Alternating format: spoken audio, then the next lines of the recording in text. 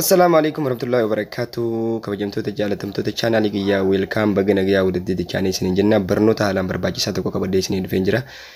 Barnoonni keenya kaarraan tana keessattuu barnoota waa'ee bilbila daataa seeverii gizee intarneetii fayyadamtu bilbilli kee intarneetii qarshii akka dafee qaceelootti nyaan akka paakeejii dafee si duraan finne salphatti sitti agarsiisa. Bakka qalamatti fite kana irratti qalamatti rigee kana gubbaa irratti jechuu mallattoon daataa seeverii kun yoo jiraachuu baate jechuu bakka san naannoo kana yoo jiraachuu baate akkamitti seeverii irra kaa'anna daataa seeverii bilbila keenya irra kaa'anna isiniin jedha. Isinitti agarsiisa bifa salphaatiin daqiiqaa muraasa keessatti sirriitti jala deemaa hordofaa isiniin jedha. Seetingii bilbila keetii bifa kanaan eega bantee booda connection bakka jiru san seentaa jechuudha. Eega connection seentee booda sirriitti hordofii isiniin jedha. Bifa salphaatiin akka isiniin galuutti isinitti agarsiisa jechuudha. Qalamatti dibaa kanaaf daqiiqaa muraasa keessatti irraa baradhu isin jedha barnoota kana. Kunoo mallattoo qalame kana jala deemtee daataa seever kajuu kana jira. Daataa seeverii bakka jiru san yeroo takka al takka cuqaastaa jechuudha. Yeroo al takka daataa seeverii kana cuqaastu off ta'ee jira jechuudha. Daataa seeverii off jee jira duraan. Yoo daataa seeverii off ta'ee jiraate kan duraanii sirriitti seef godhaan jiru jechuudha bilbila birriin kee bakka colotti nyaachaa jira jechuudha. Paakeejii yoo hidhattes daqiiqaa muraasa keessatti fixuu danda'a osoo waan akka hin fayyadamne bifa salphaatiin intarneetii gaafa fayyadamtu qarshii kan nyaanne sitti agarsiisa jechuudha. Yeroo al takka cuqaastu akka off jiru kanarratti allow app data dia kan jiru jira jechuudha. Allow all app kan jiru jira jechuudha. Daataalee kamiyyuutu gizee ati daataa bantee appiin kun hundi isaaniitu birrii akka nyaatan allow ta'ee hayyamamee jira jechuudha. Isa kanaas akkamitti akka ofirraa cuftu sitti agarsiisa. Steepii muraasa tokko sirriitti ilaali jechuudha. Appilikeeshinii bilbila keetirra jiru kamiyyuutu birrii nyaachuu danda'a jechuudha. Yoo daataa seeverii godhuu baatte bifa salphaatiin hundi isaaniitu birrii nyaatan jechuudha. Osoo ati quban qabne kanaaf appii kana hunda isaaniitu allow katee jiru kana ofii gootaa jechuudha.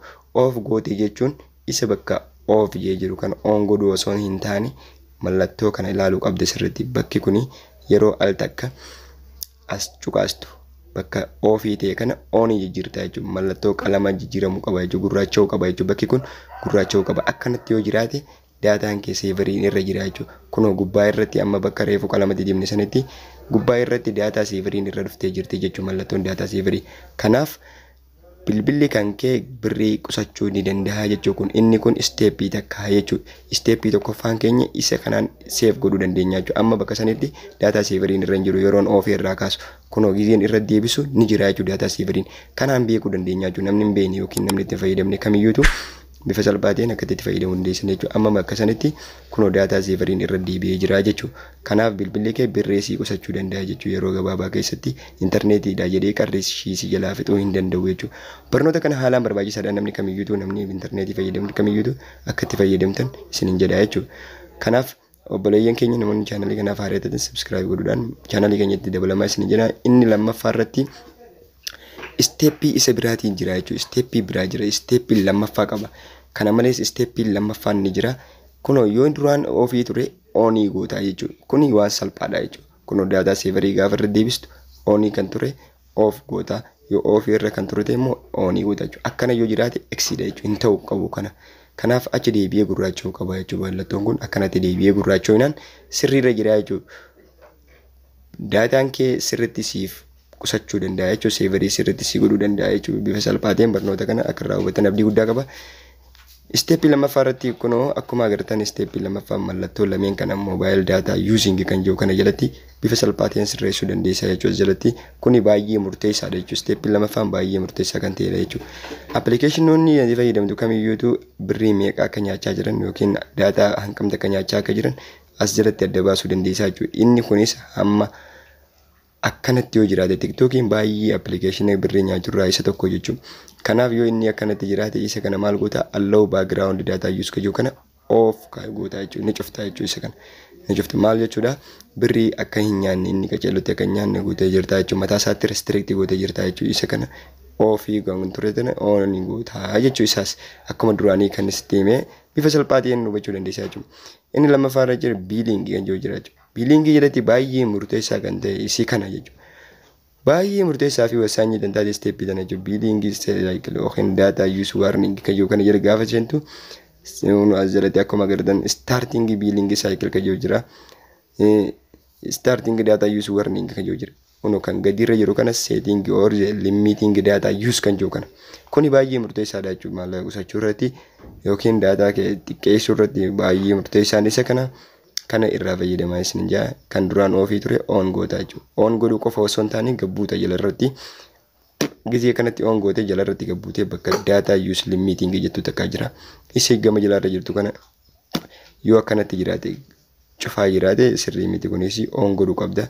Eego on gootee booda jalarra gabbuutee kun hamma ati limit godhuu barbaaddu jira jechuudha.